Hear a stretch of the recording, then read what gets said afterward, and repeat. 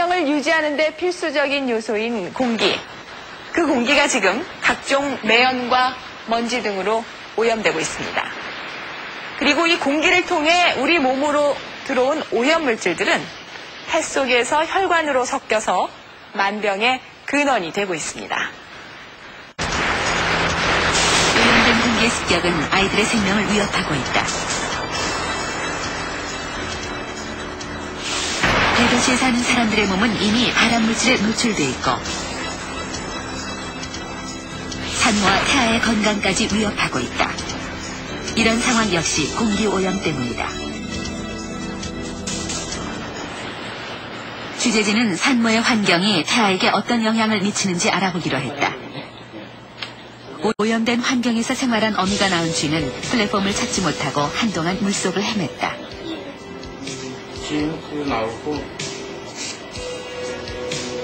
플랫폼을 찾는 데 걸린 시간은 54초. 다음은 정상적인 환경에서 생활한 어미가 낳은 쥐를 수조에 넣었다.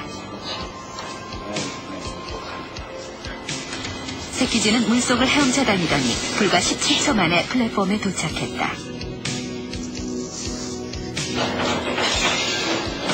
두 쥐가 플랫폼을 찾는 데 걸린 시간은 무려 37초나 차이가 났다. 뇌에서 학습과 기억을 담당하는 해마 부위를 분석해봤다. 학습과 기억의 센터. 오염된 환경에서 생활한 어미가 낳은 쥐는 정상 쥐보다 해마의 신경세포 성장 인자가 적었다.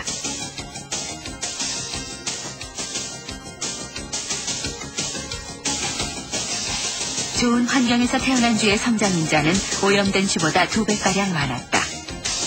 이런 걸로 미루어 볼 때는 우리가 특히 아기를 임신했을 때는 좋은 공기 속에서 또한 좋은 풍족한 환경 속에서 우리가 잘 보내야만이 거기서 태어나는 2세 우리 아이들의 뇌 발달도 아주 좋게 되고 그에 따라서 뇌 기능 특히 학습이나 기억력도 정상적으로 잘 유지가 될 수 있다는 걸 알 수가 있습니다. 산소 농도가 15에서 19.5%까지 떨어지면 집중력이 약해지고 두통과 구토를 일으킬 뿐만 아니라 심장과 폐 이상이 있는 사람은 병이 더욱 악화될 수 있습니다. 8% 이하로 산소 농도가 떨어진 상태에서 7분 이상 노출이 되면 생명이 위험할 수도 있습니다. 호흡을 통해 사람의 폐로 들어온 산소는 혈액을 타고 약 60조 개가 넘는 각 세포로 이동한다. 이 중 산소를 가장 많이 필요로 하는 것은 바로 뇌다.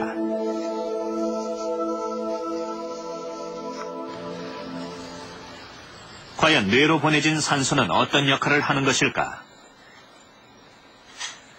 취재진은 산소 농도가 낮을 때와 높을 때 두뇌 활동이 어떻게 변하는지 알아보았다.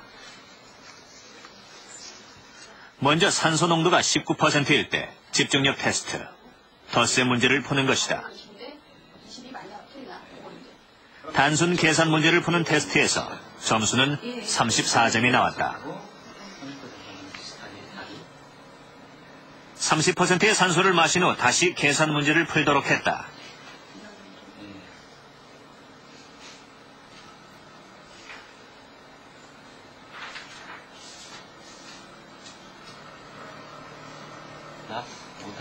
점수는 산소 농도가 낮을 때보다 약 10% 올라 40점을 기록했다. 표준과학연구원에서 30명의 성인을 대상으로 집중력을 실험한 결과 산소 농도가 높을 때 에러율은 줄어들었다. 기억력 테스트에서도 산소 농도가 30%일 때 정답률이 높아졌다.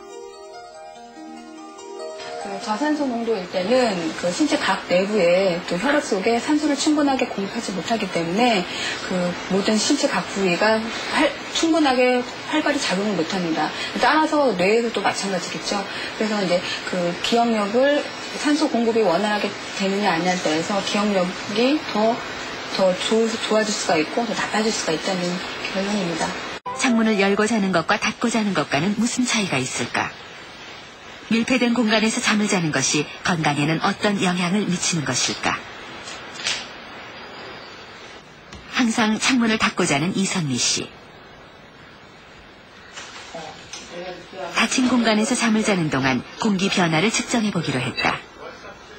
수면 초기 이산화탄소의 농도는 916ppm, 오염 기준치 1000에 조금 못 미친다. 포름 알데히드의 농도는 0.09ppm, 역시 기준치 0.1에 조금 못 미친다. 8시간 후 실내 공기는 어떻게 변할까?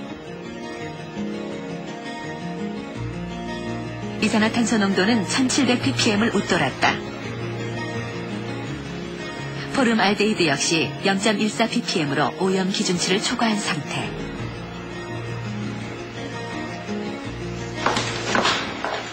오염된 실내 공기를 마시며 잔 이선미 씨. 과연 그녀의 건강 상태는 어떨까? 항산화 효소가 활성산소 수치와 스트레스 지수, 혈액순환 정도를 측정해 건강 상태를 알아보기로 했다. 스트레스 검사하시는 거고요. 먼저 이선미 씨의 혈액을 분석해 보았다.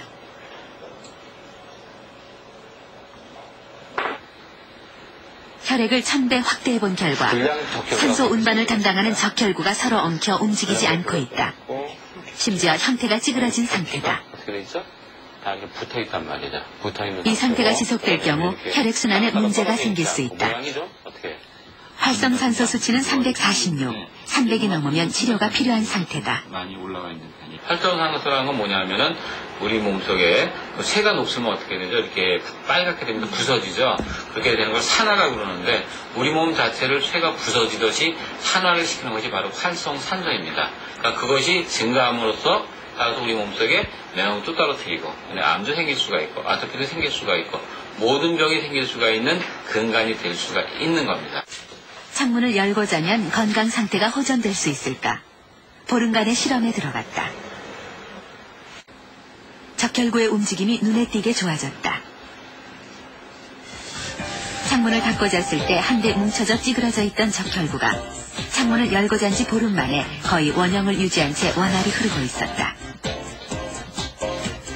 그런데도 불구하고 30 정도 떨어져서 30% 정도 활성산소의 수치도 346에서 314로 급격히 감소했다.